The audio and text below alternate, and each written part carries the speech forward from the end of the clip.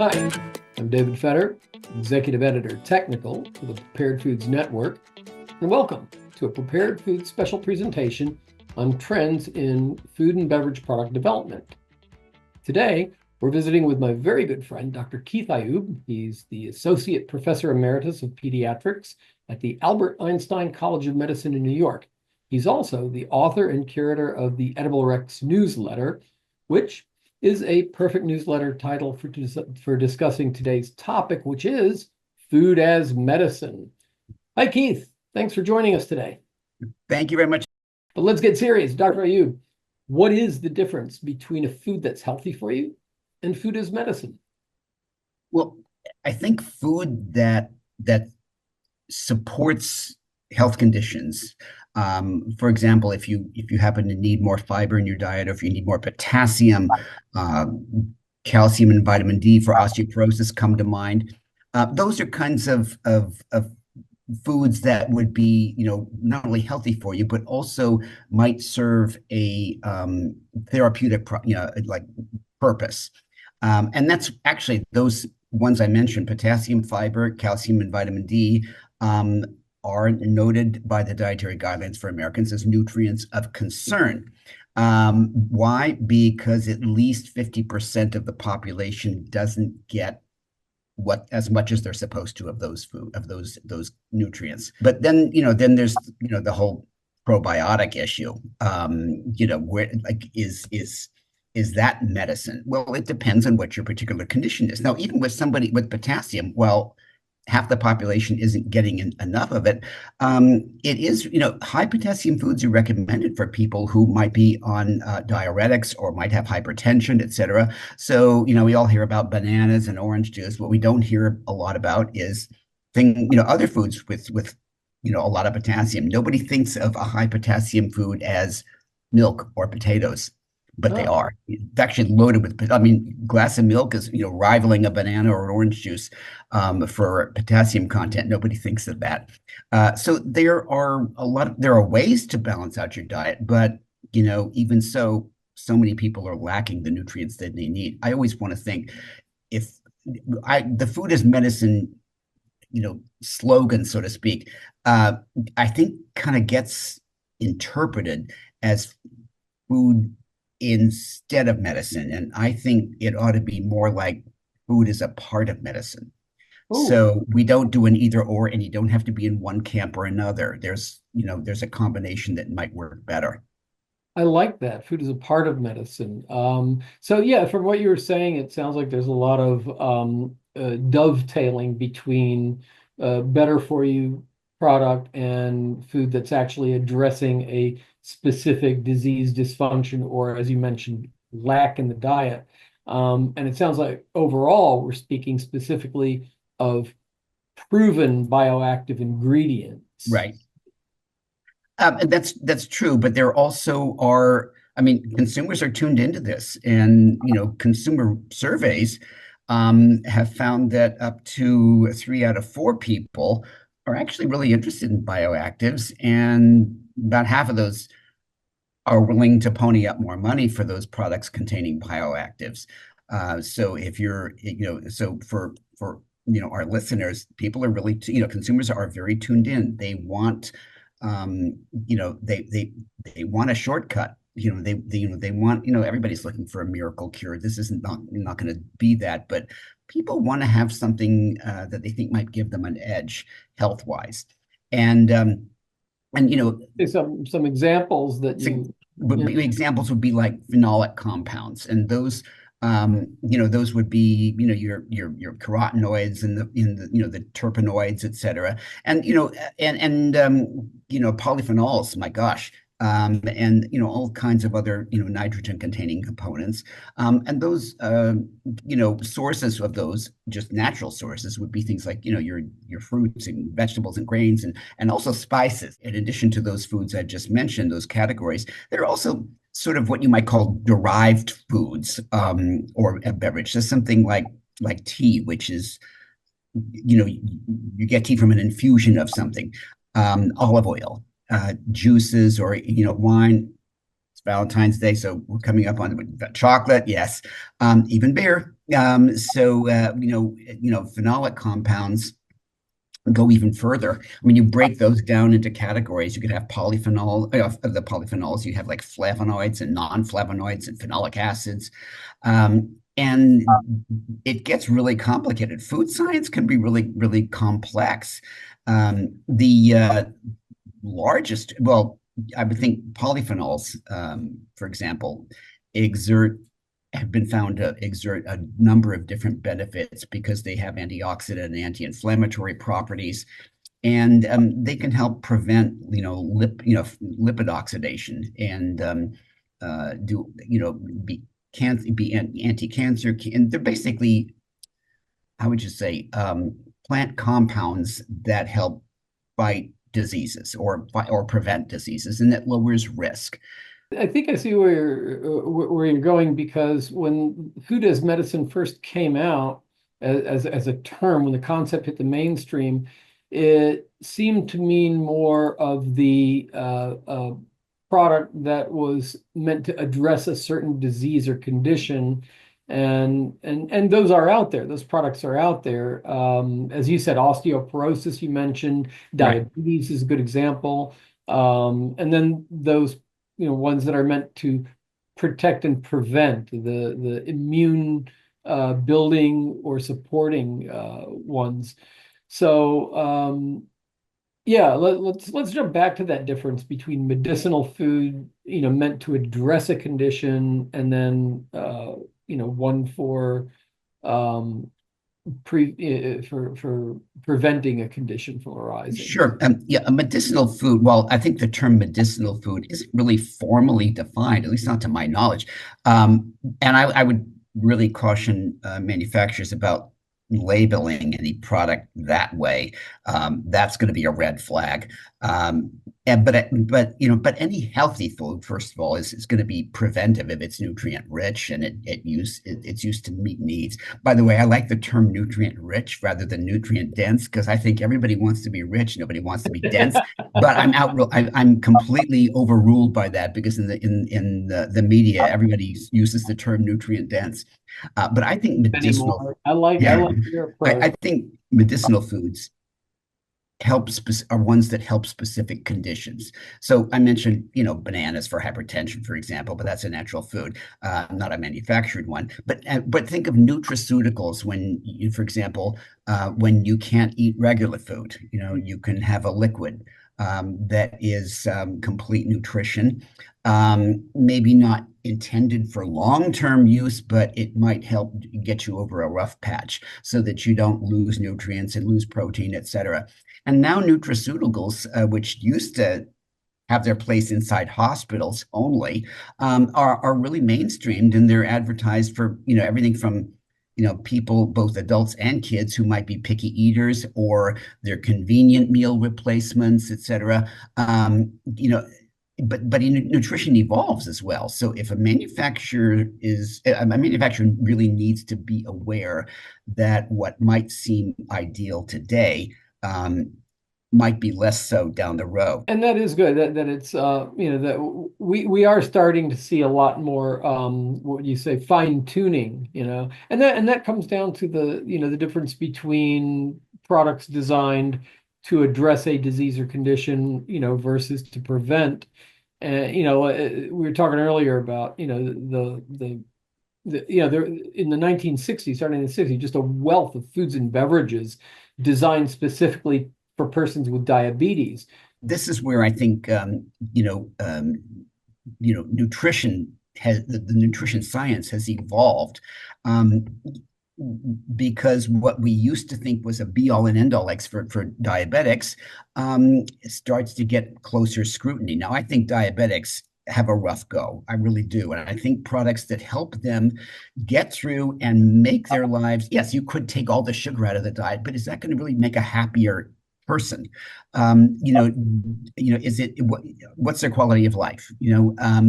I always tell people that we want to look at not just a person from a standpoint of what might be healthiest, but what's going to make them both healthy and content and happy.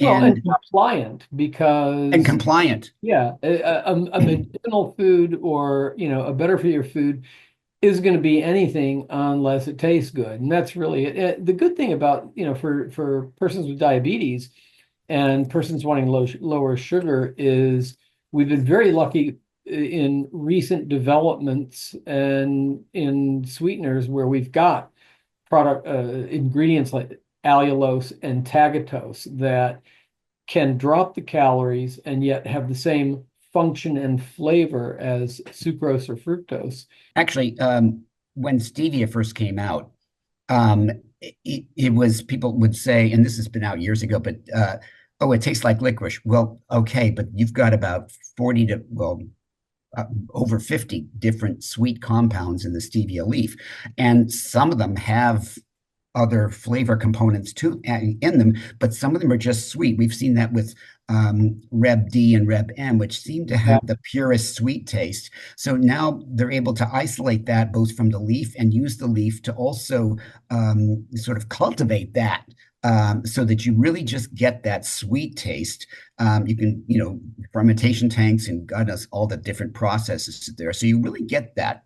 And at the same time, it's still derived from a plant in the beginning. So those, that's where science has really evolved, and food science has really evolved. Oh yeah, the ingredient science has been incredible. We have, companies out there that are doing these, deep research into ingredients and ingredient sources, starting as far back as like the agriculture end of it. Because take, a stevia leaf. A stevia leaf is not a stevia leaf is not a stevia leaf. You can Right. have so many different exogenous impacts on how that leaf is going to give forth sweetness and what type is everything. And there are now companies that are drilling down deep into the ingredient science to get the best and to find the forms of these plants or the varieties of these plants or even the growing conditions of these plants that make sure that they give like the very best wealth of nutrient or other better for you benefit. We were talking about uh, um, you know, foods to address certain conditions, and I want to circle back to that gray area because there are things, you were talking about osteoporosis. Um, I would call edible interventions. I think you came up with the term edible interventions. And, we're seeing a lot of that for senior health, women's health, but then infant formula, which, along with foods for diabetics, I consider one of the original food as medicine products, Oh right? gosh, yes. And whenever I see a food being demonized, it works the other Oh, way. You see, and actually, this came out when stevia became very popular. I said, it might be a new food to you, but people in South America have been eating this stuff raw yeah, for 400 years. Let's take a yeah, step back here, like a step back, and look at the bigger picture. So before we get our thoughts too overwhelmed by someone's philosophy or ideology, um, let's be a little more pragmatic. exactly. So, well, speaking of pragmatic, what should food and beverage developers focus on when they set out to make a medicinal food? Well, good point, because I think food in certain circumstances it can be as powerful as medicine, but it doesn't mean necessarily it's always in a good way. Just because mushrooms are a good food doesn't mean you want to go out and eat wild mushrooms, and that there shouldn't be any boundaries there. And you certainly want to keep in mind the legal aspects and the words that you use on the label. The word supports immunity doesn't mean as boosts your immune system, because a vaccine is going to boost your immune system. Vitamin C is not. It's going to support your immune system. So it's not the same. Supporting something isn't the same as treating a condition. And as I mentioned before, food as medicine doesn't mean food instead as medicine. I wouldn't want somebody, thinking that they can dispense with medicine or seeking medical attention, or swapping out their medicine, their proven medicines and treatments, for some kind of a food-based alternative that may be supportive, but not the equivalent of a treatment. Now, look at cranberries, for example. I know. I'm a big fan of cranberries. I've, worked with the cranberry folks, years ago. The juice and the dried cranberries may help prevent bladder infections. And there is good science that shows it has anti-adhesion properties so that it kind of makes your bladder a little slippery so bacteria can't adhere. And it reduces the risk. Uh, but if bacteria manage to land on that bladder, you're going to need something more than cranberry juice to treat that, or even an extract supplement, a supplement extract or something. So food as medicine, I see as a tool. And like with all tools, as with all tools, you have to use the tool wisely. Be very careful about that labeling. And Yep. it brings up a point to manufacturers and product developers: be credible, Yeah. because not only does nutrition science change, but also if you are not credible, A, eventually you're going to get found out, and B, it damages trust, which is very difficult to get back from a consumer. Oh, yeah. So you don't want to take a chance with losing a consumer trust. Jumping back to the ingredient technology we've seen, what have you seen in that field that is moving this technology forward? I think, ingredient technology, companies need to be very refined about how they're able to tackle the food as medicine question. And just because something is, effective researching, for example, a better for you product, and is a good idea, but target the bioactive component, the known bioactives first. And with gut health, we're the science just is emerging. It is not done.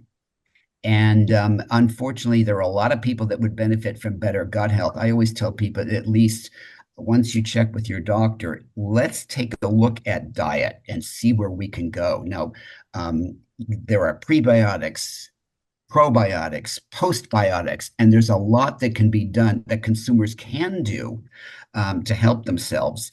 And unfortunately, with food, the results take longer to be realized. And I think it's can you change your gut microflora? Yes, you can, but not tomorrow. There are two things that you've mentioned so far that made me think of something. One was harkening back to the spices and your work on, science, supporting spices and their benefits, which I love because, we've been privileged to see in the past, couple of decades how traditional Chinese medicine, Ayurvedic medicine, Right. native medicines from Africa, that they are now getting this scientific scrutiny that shows that the traditional beliefs surrounding certain ingredients, certain natural ingredients, has a ton of merit. And then you mentioned in passing the idea of when it comes to gut health, thinking of the GI tract as a rainforest, and it made me think of real rainforests. I know there are companies out there today that are using AI to identify the areas on which to target research into this, and then they're driving that research and creating the next gen bioactive ingredients. And Um, and that can be a really good use, a positive use of AI. And really, historically, most medicines have their origins in various plant compounds. It's just a matter of refining it and concentrating it. Now, and in terms of, compounds like tocotrienol, for example, yes. which has been found to, have the ability to, program the death of cancer cells Exactly. in a very targeted way. And that brings up, it's a form of vitamin E, but also, carotenoids like lutein and zeaxanthin, egg yolks, they're back if you can afford them at this point. Yeah, really. Um, but they can counteract the DNA damage that's that's in the eyes. And I've actually spoken off the cuff, frankly, with eye doctors and ophthalmologists that, and even patients have told me that their eye doctors have told them that, look, is anything going to help the macular degeneration? Maybe. The best we've got right now is to get enough lutein and zeaxanthin in supplement form at this point. Although I certainly talk to people about including more of those high lutein, high zeaxanthin foods in their diet as well, because there are compounds in foods that we can't get into a pill. Right. And Oh, that might help going forward. It's best if you get it through your whole life, though. That's the thing. exactly. And let's add astaxanthin to that, from red algae. Oh, yes, yes. Because that's another carotenoid that, what you were saying about tocotrienol, which isn't a, carotenoid, but the astaxanthin not only helps with eye health, but with skin health. So you could And beautiful you and see it for yourself. and you'll find that I think a lot of nutrients and antioxidants have more than one use. They might come to light for a particular reason, for a particular benefit, but they usually have benefits that go beyond that. I mean, even looking at something like vitamin C, yes, it can it's so prevalent in every muscle tissue, every part of the body. It's going to have a lot. It's present in metabolic, pathways, et cetera. So it's got a lot of functions. And that's the case with many polyphenols and in many antioxidants. I'd go out on a limb and say all of them. They're all multifunctional. Well, they are. That pretty much, yeah. I mean, I would say I'd be hard pressed to find one that doesn't have more than one benefit. Now you mentioned earlier, and I think it bears repeating the need to let product developers and manufacturers know that if they're going to have a product claim, they have to either perform themselves or fund credible research. So I think it's always worth stressing that. Where would you say that the rubber meets the road in that regard with when it comes to these better for you / food as medicine ingredients? I think there needs to be a proven effect. It needs to be a good, credible effect, and not with 5 people. And you never want to make claims that really can't, that don't stand up to clear scrutiny, and that don't have solid evidence. It needs to be a large group of people, large studies, solid evidence, and repeatable. And the winners here, I think, are the ones that earn that credible reputation. I never, like I mentioned earlier, I said I'm not one to just sort of flip flop according to the headlines.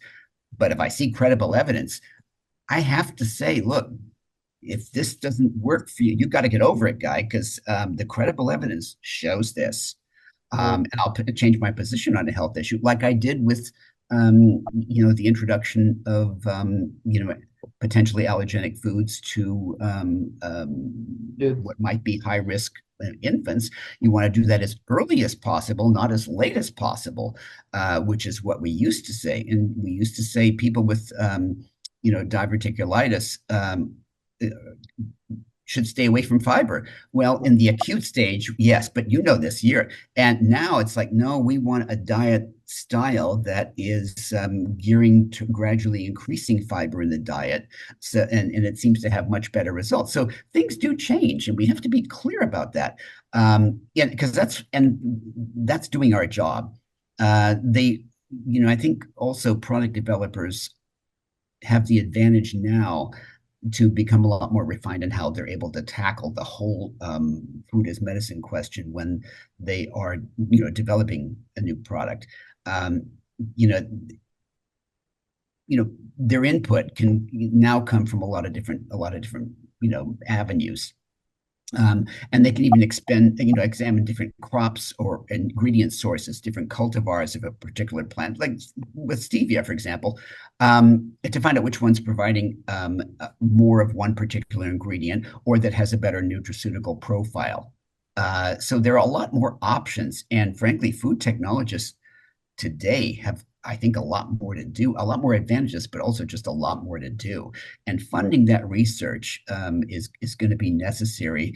Like turmeric, for example, people say, "Oh, it's great." I said, "Oh, yeah, but let's get it a little bit more refined. It's a lot better when you combine it with black pepper." Okay, because there's a compound in black pepper, piperine, that enhances the bioavailability of turmeric like tenfold.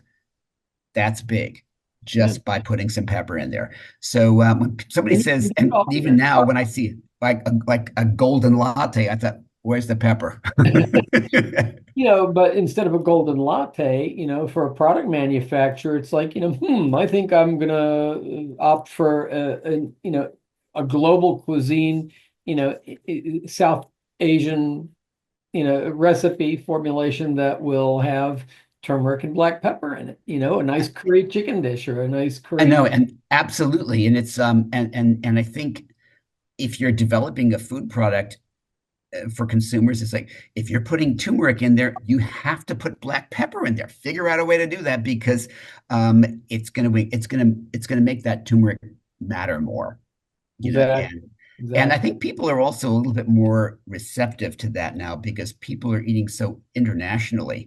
Oh yeah. Um, Global cuisine is I is mean, global cuisine is everything now. It's and we are a melting pot. So we've got all these wonderful traditions that have brought wonderful, better for you foods into our lives. We're out of time, and hey, we could go all day, we could, yes. But I want to thank you, Dr. Ayoob. I know, like, we've only scratched the surface. We've got to have you back again Oh, sometime. absolutely. I'm happy to. Yeah. And I want to thank our audience. Thank you for joining us. I hope this spotlight on the food as medicine trend was as stimulating for you guys as I found it. Again, I'm David Fetter, Executive Editor Technical for Prepared Foods Network. We were sitting here with Dr. Keith Ayoob. He's Associate Professor Emeritus of Pediatrics at the Albert Einstein College of Medicine, and the topic was food as medicine. Be sure to check out our media menu right here at preparedfoods.com, and you will find an abundance of articles, videos, podcasts on bioactives and nutraceuticals, including those mentioned here today. And you'll even find some of Dr. Ayub's past articles from our magazine. And of course, there are many more resources of value for today's developers and manufacturers of better for you foods and beverages. Until next time.